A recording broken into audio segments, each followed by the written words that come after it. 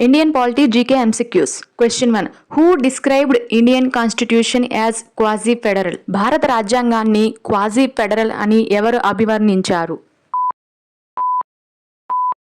Answer option B KC Wheare. British constitutional expert అయిన KC Wheare ఇండియాని quasi federal అని describe చేశారు. Question 2. Which body recommends distribution of taxes between center and states? కేంద్రం మరియు రాష్ట్రాల మధ్య పన్నుల పంపిణీని ఏ సంస్థ సిఫార్సు చేస్తుంది?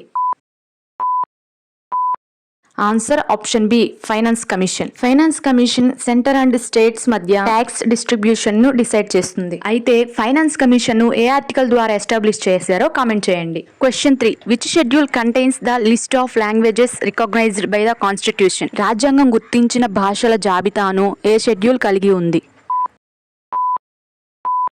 Answer option B 8th schedule. 8th షెడ్యూల్లో అఫీషియల్ లాంగ్వేజెస్ లిస్ట్ ఉంటుంది. 8th షెడ్యూల్లో ఇనిషియల్లీ 14 లాంగ్వేజెస్ ఉండేవి, ప్రజెంట్ అయితే 22 లాంగ్వేజెస్ ఉన్నాయి.